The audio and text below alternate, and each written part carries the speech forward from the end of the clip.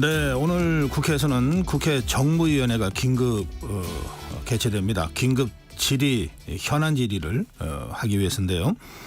예, 오늘 긴급 현안 질의의 주제는 티몬 위메프 미정산 사태라고 알려져 있습니다. 예, 더불어민주당 정무위 위원이시죠. 예, 경기도 평택 병지역구 의원 김현정 의원 전화로 좀 말씀 듣겠습니다. 의원님 안녕하십니까? 네, 안녕하세요. 평택시병 김현정입니다. 네. 이 경기도 평택이 인구가 계속 늘어서 이번에 지역구가 하나 더 늘었는데 이 평택 병지역구시군요. 네, 맞습니다. 네. 인구가 63만으로 늘어서요. 하나 더 생겼습니다. 네. 하실 일이 참 많은 지역구 같습니다. 예, 맞습니다. 예. 예. 오늘 국회 정무위에서 티몬 위메프 미정산 사태 관련된 긴급 현안 질의가 있습니까? 네, 그렇습니다. 오늘 오후 2시부터 전체 여러 현안 질의하게 되어 있습니다. 네. 지금 상황을 의원님 어떻게 진단하고 계시는지요? 대단히 이제 이중한 상황인데요. 어제 이제 큐텐의 구영배 대표가 사태 수습에 만전을 기하겠다라고 입장문을 발표했었는데 바로 그 당일날 몇 시간 지나지도 않아가지고 전격적으로 법정 관리를 신청했어요. 네. 그렇기 때문에 이제 피해자 보상이 더욱 어려워질 가능성이 좀 커지고 있다. 이런 우려가 좀 있고요. 그리고 지금 정부에서는 현재까지 추계된 피해액이 한 2,100억 정도에 달하고 있고 앞으로도 늘어날 가능성이 있다라고 하고 있어서 지금 뭐 일부에서는 최대 1조 원까지 이룰 것이라는 전망도 있거든요. 네. 그래서 또 이제 이 기업 회생 신청으로 인해 가지고 거기에 더해서 소비자 피해는 물론이고요. 두 회사로부터 정산받지 못한 우리 소상공인과 이제 중소기업들도 줄도산의 우려가 확산되고 있는 그런 상황입니다. 네. 지금 상황을 쭉 설명해 주셨는데 의원님. 네. 큐텐의 구영배 대표나 큐텐 차원에서 이 사태 수습할 능력이 있다고 보십니까? 일단 그 구영배 대표가 본인이 소유하고 있는 큐텐의 지분을 매각하거나 또는 담보를 제공하겠다 이렇게 수습책을 발표했었거든요. 네. 근데 실제로 그 큐텐이라는 곳도 좀 적자인 상태이고 또 네. 비상장 기업이에요. 부실 기업이거든요. 그래서 이것이 지분 매각과 담보를 통해서 자금 조달이 가능할지도 의문이고 또 이 사태 수습을 좀 전에 말씀드렸지만 발표한 그 당일날 법정 관리를 신청했거든요. 네. 그래서 이 구영배 대표의 진정성이 좀 의심스럽다. 저는 그렇게 보고 과거에 21년도에 그 머니포인트 사태가 발생했었잖아요. 네. 네. 그때 그 폰지 사기로 인해서 대법원에서 유죄 판결을 받았거든요. 그래서 저는 이게 지금 구영배 대표는 한국인이지만 싱가포르 외국 회사거든요. 네. 큐텐이. 그래서 혹시 이게 고의부도와 폰지 사기 가능성이 저는 있다라고 봐요. 그래서 검찰에서는 조속하게 이거에 대해서 수사를 해야 된다라고 생각을 하고요. 네. 또 구영배 대표가 다른 이제 계열사라든지 그 해외 쪽에서 700억을 뭐 조달하겠다 이렇게 금융당국이 밝혔지만 그 구체적인 또 이행 계획은 제시하지 않고 있거든요. 네. 그것도 좀 전에 얘기했지만 이게 700억을 조달하더라도 앞서 말했듯이 이제 1조 원까지 커질 수 있는 상황이라서 이 사태를 수습하기엔 턱없이 부족하다 이렇게 생각합니다. 예, 의원님 구영배 대표가 사태 수습을 위한 입장 표명을 하고 나서 몇 시간 있다가 기업회생 신청을 했다 이렇게 이제 설명하셨는데 네. 이 기업회생 신청을 하면은 실제 소비자들이나 또 판매자들의 이 환불이라든지 또는 배상에 상당한 어려움이 생긴다고들 얘기하던데 왜 그렇습니까 그것은? 이게 이제 법정관리 신청을 하게 되면 법원에서 그거를 인가할지 또는 인가하지 않으면은 이제 파산 절차를 밟게 되거든요. 네. 그러면 기업 회생이 결정 나더라도 그 기업 회생의 그 절차에 의해서 그 채권자들이 그 청구할 수 있는 그런 것들이 이제 채권들이 다 이제 동결되거든요. 일단은. 아하, 예. 청산되면 당연히 파산 그 절차에 의해서 일부밖에 받지 못하는 그런 상황들이 있기 때문에. 네. 대단히 힘든 그런 상황인 건 맞는 거죠. 그래서 금융당국에서 추가적인 대책들이 지금 내놓고 있는 그런 상황인 겁니다. 네. 지금 정부가 긴급 금융 지원을 5,600억을 한다고 발표를 하지 않았습니까? 네. 그럼 이 정부가 지금 이렇게 그 대책을 내놓고 있는 것은 어떻게 평가하십니까? 일단은 저는 소 잃고 외양간 고치는 격이라고 생각하는데 미리 이거 예방할 수 있음에도 불구하고 관리 감독이라든지 법 제도의 미비로 인해서 이런 사태를 키운 원인이 분명히 그 금융당국에 있거든요. 네. 그 지적을 하지 않을 수 없고 지금 어제 이제 긴급하게 5,600억 규모의 유동자금을 투입하겠다 발표를 했거든요. 네. 근데 이 내용도 들여다보면 결국은 그 피해 기업에 대해서 뭐 대출을 해주는 거거든요. 또는 보증을 서준다든지. 네. 그래서 궁극적으로 이 문제를 해결하는 것은 아니거든요. 그렇기 때문에 뭐 이게 잉여지책으로 하긴 하는데 이것을 가지고 과연 소상공인 자영업자들 피해들을 온전히 구제할 수 있는지는 좀 의문입니다. 네, 의문이라는 거죠. 예, 의원님 조금 전에 그 소 잃고 외양간 고치는 격이다 이런 이제 말씀을 하셨는데 그러면서 이게 사실은 큰 사고가 터지면은 그 전에 이렇게 좀 징후들이 나타난다 그러지 않습니까? 네. 이게 어느 정도 예상이 됐던 사태입니까? 아, 그럼요. 이게 왜냐하면 이미 그 큐텐에서 인수한 이메프와 그 티모는 있잖아요. 네. 이미 2020년부터 2019년부터 자본 잠식 상태였어요. 아, 그래요? 예. 예. 그 자본 잠식 상태였고 그래서 2022년도에 금감원에서 그 경영 지도 등 형태로 인해서 경영 개선 협약, 그 양해각서 MOU를 체결한 그런 상태였거든요. 네, 네. 그리고 또 이제 팀원 같은 경우에는 지난 4월부터 감사 보고서도 제출하지도 않았고요. 이제 또 5월부터는 상품권을 10%씩 할인된 가격으로 대규모로 판매했거든요. 네. 그리고 공정위에 또 민원도 많이 들어와 있는 그런 상황이었거든요. 한 달 전부터. 네, 네. 그럼 충분히 이런 상황들이 그 예상이 됐었고 이상 정황이 곳곳에 이제 있었기 때문에 이거에 대해서 적극적으로 대처를 했어야 되는데도 불구하고 결국은 제대로 관리 감독을 하지 않아서 이 사태를 키웠다 이렇게 말씀을 드릴 수밖에 없고 그 상품권을 10% 할인된 것은 대단히 이상한 거지 않습니까? 예를 들어서 말씀드리면 아까 21년대 머니포인트 사태도 그 상품권을 20% 할인된 가격으로 돌려막기 하다가 터진 거였거든요. 아하, 예. 동일한 내용이 다시 반복됐으면 적극적인 대응이 좀 필요했었는데 그런 거에 대해서 아니한 측면이 분명히 있습니다. 아, 그렇군요. 이게 저 의원님 설명에 따르면 2019년, 2020년부터 뭔가 좀 이상한 징후들이 포착이 됐다는 거 아닙니까? 그렇습니다. 예, 그리고 22년에 좀 심각해져서 금감원에서 이건 관리에 들어갔고 그리고 또 올해 상품권 10% 할인이라고 하는 아주 비정상적인 거래가 포착이 됐고 네. 그러면 여러 차례 사전 예방이나 또는 어떤 형태로든 조치가 가능했는데 아무것도 못하고 여기까지 와서 지금 터졌다 이런 말씀이 되는 거네요. 맞습니다. 그리고 그 이전에 네. 이제 이 법의 그 미비점을 또 이제 유발시킨 측면도 분명히 금융당국이 있어요. 네. 이게 뭐냐면 20년도에 디지털 금융 종합 혁신 방안을 정부에서 발표하거든요. 네. 그리고 이커머스 산업을 육성하겠다는 취지였어요. 네. 그래서 이제 규제를 대폭적으로 좀 완화시켜줬거든요. 아. 그럼으로 인해서 또 소비자 보호라든지 또는 건전성 규제 같은 그런 규제들에 대해서는 또 이렇게 규제 공백을 야기시킨 거예요. 아, 그래요. 예. 예, 그래서 이 자율 규제라는 그 이제 미명하에 정부의 정책 실패에서 기인한 측면이 분명히 있습니다. 네. 지금 의원님 설명에 따르면 그 전 정부 문재인 정부와 윤석열 정부 현 정부 이 두 정부에 걸쳐서 이 사태가 시작이 되고 커지고 이렇게 된 것 같은데요. 예, 늘 이제 보면은 정부에서 새로운 산업 같은 것이 이제 생겨나면은 그 산업을 육성하기 위한 정책들을 이제 그동안 쭉 발표해 왔거든요. 그렇죠. 그런데 그런 발표를 할 때 보면 늘상 이제 소비자 보호와 관련된 것들이 빠져 있는 상태에서 발표를 해서 아하, 예. 이런 문제들이 반복적으로 발생하고 있거든요. 그 대표적인 게 그 2003년도에도 카드 대란 때에도 그랬었고, 뭐 저축은행 사태 때도 그랬었거든요. 네.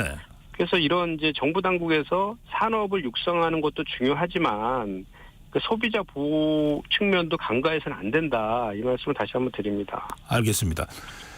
지금 당장 이 두 갈래로 우선 급한 대로 이 소비자들의 피해를 최소화하고 또 그 판매자들의 피해도 최소화하는 긴급한 단기 조치가 나와야 될 것 같고요.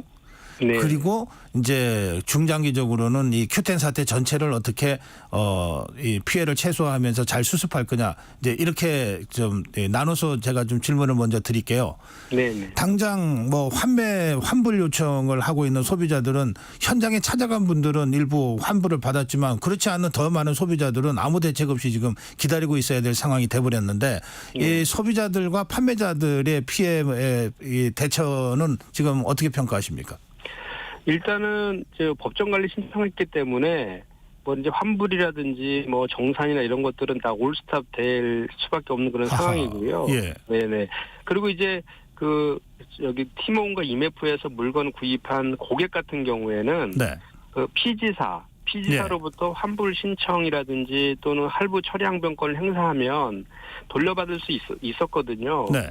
있었고 다만 이제 그 판매사들 있지 않습니까? 네. 여행사라든지 뭐 이렇게 소상공인 자영업자들 이 사람들 같은 경우에는 지금 그 판매 대금을 지금 정산받지 못해가지고 네. 지금 대단히 힘든 상황이고 그쪽에다가 이제 경영 안전 자금들을 정부에서 좀 지원하겠다 이런 대책들을 발표하고 있는데 네. 결국은 대출과 보증이기 때문에 한계가 있다 이 말씀을 드리는 겁니다. 네. 알겠습니다. 그리고 중장기적으로는 이 Q10 사태를 어떤 형태로든 뭐 이렇게 좀 종결을 하려면 지금 뭐 출국 금지 조치하고 긴급 그 수사팀 구성이 됐는데 사법 처리까지 갈 수밖에 없는 상황으로 지금 봐야 되겠네요. 그렇습니다. 아까도 제가 말씀드렸지만 이것은 고의부도와 폰지 사기의 가능성이 대단히 높다고 봐요. 네. 그 21년도에 그 머니포인트 사태의 그 비슷한 판박이 건이거든요. 네. 똑같은 일이 다시 재발되는 게 좀 아쉽고. 네. 그때 머니포인트 때도 폰지 사기로 인해서 대법원에서 유죄 판결을 받은 바가 있거든요. 네네. 유사하게 진행되지 않을까 생각이 됩니다. 예. 오늘 긴급 현안 질의에서는 이제 이런 문제들이 이제 질문 응답이 나올 것 같은데요. 그와 별도로 제도적인 보완을 아까 의원님이 몇 차례 강조하셨거든요. 네. 어떤 제도적 보완이 필요하다고 생각하십니까? 일단은 이 티몬과 이메프는 이제 이커머스 업체잖아요. 네. 전자금융거래법에 적용을 받는데 이 티몬과 이메프는 그 산업 자본인과 동시에 그 전자지급 결제 대행업 피지사라고 하죠. 예. 그것도 영위하고 있어요. 그러니까 이제 금융의 성격도 같이 갖고 있는 거예요. 그러네요. 예, 그렇기 때문에 금감원의 감독의 대상이기도 한 거거든요. 네.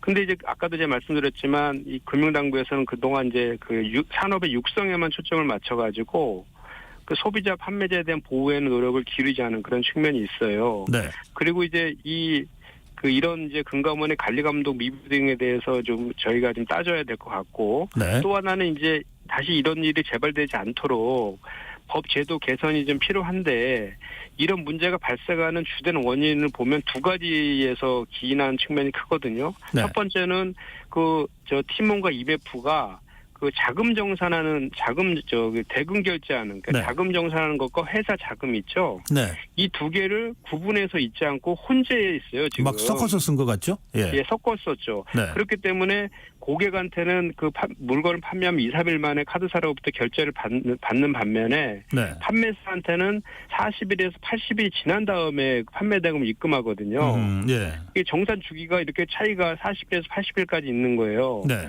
그 사이에 그 돈이 섞여 있으니까 그 판매사한테 지급되기 전에 그 돈을 가지고 다른 곳에 투자한다든지 아하, 예. 이렇게 다른 곳에 쓰는 이런 문제들이 지금 발생하고 있는 거거든요. 그 다른 곳에 쓰는 순간 배임 혐의가 적용되는 거 아니에요, 원래는? 그렇죠. 배임과 횡령의 여지가 있는 것이죠. 네네. 폰지 사기와 배임과 횡령. 네. 그러니까 폰지 사기라는 게 먼저 다른 곳에다가 지급할 것을 또 그 다음 고객한테 받은 돈으로 메꾸고 이런 것들을 폰지 그렇죠. 사기라고 하지 않습니까? 돌려막기요. 네. 예, 그리고 그 회사 돈과 그 정산할 대금이 섞여 있음으로 인해서 다른 곳에다가 쓰면 그게 배임과 횡령이 될 수 있는 거거든요. 네네. 그런데 지금 현재는 그렇게 지금 그게 구분되어 있지 않다. 그러니까 증권사나 은행 같은 경우는 고객 돈은 신탁회사라든지 이런 쪽이 예치하게 별도로 관리하잖아요. 네네. 근데 지금 이커머스 업체에서는 그게 안 돼 있어요. 아, 예. 그래서 정부에서는 이번에 에스트로라 그래서 네. 일정 금액은 그 은행 등에 예치하라 이런 것들을 지금 대책으로 내놓기도 했는데 네네. 너무 늦은 감이 있고요. 또 하나는 이제 좀 전에 제가 말씀드렸지만 그 판매사에 대금을 지급하는 기일이 그 40일에서 80일까지 지나서 주는 거예요. 네. 그럼 그 물건을 판매한 소상공인 자영업자 입장에서는 그 자금 조달이 대단히 어려워지지 않습니까? 그렇죠. 예, 그런 문제가 지금 그 두 가지 문제가 사실 이 사태의 핵심이거든요. 이 두 가지 문제를 좀 해결해야 됩니다. 그래서 네. 이 정산 주기라든지 자금 관리를 어떻게 하는지에 대해서 명확하게 제도 개선이 좀 필요하다. 그리고 그 전자금융거래법의 개정도 좀 필요하다 이렇게 생각합니다. 알겠습니다. 오늘 그 정무위 긴급 현안 질의를 통해서라도 이런 문제들이 좀 공론으로 하고 제도 개선으로 좀 연결이 됐으면 좋겠습니다. 네, 네. 자, 의원님 좀 다른 현안에 대해서도 몇 가지 좀 질문 드릴게요. 네. 우선 지금 국회는 여전히 필리버스터 중이잖아요. 네네. 그리고 뭐 이 계속 청문이 있고 그런가 하면 특검과 관련돼서는 해병대원 특검법이 두 차례 지금 제의 요구 끝에 부결이 됐고 막 이런 상황 아닙니까? 네네. 예, 국회 의정 활동을 하는 국회의원으로서는 지금 이 전국 상황을 어떻게 보고 계시는지요? 지금 뭐 국민들 보기에 먼저 면목 없다는 말씀을 드리지 않을 수가 없고요. 저도 지금 그 방송법 관련해서 필리버스터 지금 종결 바로 직전에 있어가지고 본회의에 대기 중에 있거든요. 예. 종결에 대한 투표를 하고 다시 이제 EBS법에 대한 투표를 하기 위해서 대기하고 있어서 지금 전화로 이렇게 지금 통화로 네. 지금 방송을 하고 있는데요. 네네.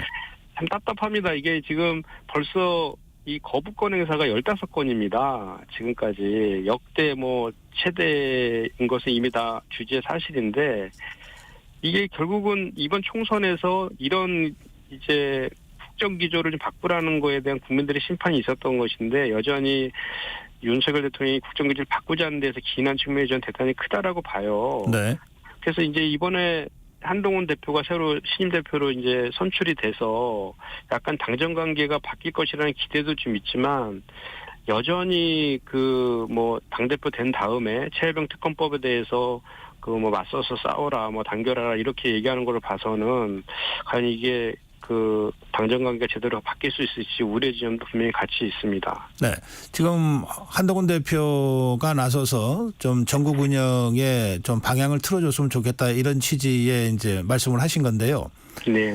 아마도 그 첫 번째 그 시험 시금석이라 그럴까 그게 해병대원 특검법 관련돼서 제3자 추천 특검 아니요.